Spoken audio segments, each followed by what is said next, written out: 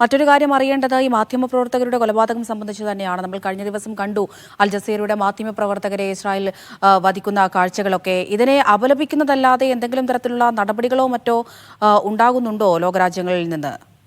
അമൃത, അനസൽ ഷെരീഫ് ഉൾപ്പെടെയുള്ള ഏറ്റവും പ്രമുഖരായിട്ടുള്ള മാധ്യമപ്രവർത്തകർ അൽ ജസീറയുടെ 5 പേരെയാണ് വധിച്ചിരിക്കുന്നത്. ഇതുൾപ്പെടെ ഇപ്പോൾ ഏതാണ്ട് 250 പേരെയാണ് മാധ്യമ പ്രവർത്തകരെയാണ് പിന്നിട്ട 22 മാസത്തിനുള്ളിൽ ഇസ്രായേൽ വളരെ ആസൂത്രിതമായി തന്നെയാണ് ഈ കൊല നടത്തുന്നത്.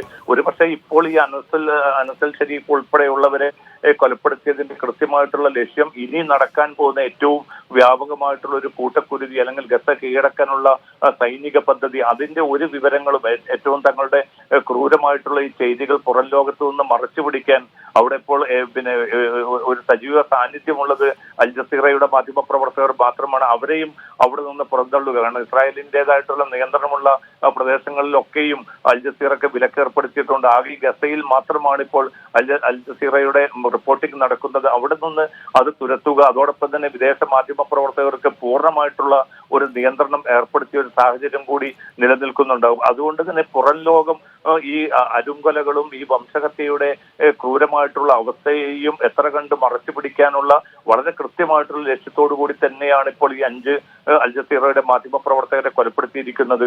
അമൃത സൂചിപ്പിച്ചതുപോലെ അന്തർദേശീയ സമൂഹം വലിയ തോതിലുള്ള പ്രതിഷേധവും നടുക്കവും ഇക്കാര്യത്തിൽ UN ഉൾപ്പെടെയുള്ള സംവിധാനങ്ങളും ഒക്കെ രേഖപ്പെടുത്തിയിട്ടുണ്ട്. അതോടൊപ്പം തന്നെ അന്താരാഷ്ട്ര ക്രിമിനൽ കോടതിക്ക് മുമ്പാകെ ഏറ്റവും വലിയ യുദ്ധക്കുറ്റമായിട്ട് ഇത് അവതരിപ്പിക്കാനുള്ള ഡോക്യുമെന്റുകൾ വിവിധ സന്നദ്ധ സംഘടനകളും ചില രാജ്യങ്ങളും അന്താരാഷ്ട്ര ക്രിമിനൽ കോടതിക്ക് മുമ്പാകെ സമർപ്പിക്കാനുള്ള നീക്കങ്ങൾ നടക്കുന്നുണ്ട്. അതോടൊപ്പം തന്നെ അന്താരാഷ്ട്ര തലത്തിലുള്ള മാധ്യമ സംഘങ്ങളും അവരുടേതായ നിലക്കുള്ള ചില നിയമ നടപടികൾ ആലോചിക്കുന്നുണ്ട്. പക്ഷെ അതൊക്കെ തുടരുന്ന ഒരു ഘട്ടത്തിലും അമേരിക്കയുടെ ഭാഗത്തു നിന്ന് പോലും ഒരു കൃത്യമായിട്ടുള്ള ഒരു അപലപിക്കൽ ഇക്കാര്യത്തിൽ ഇനിയും ഉണ്ടായിട്ടില്ല.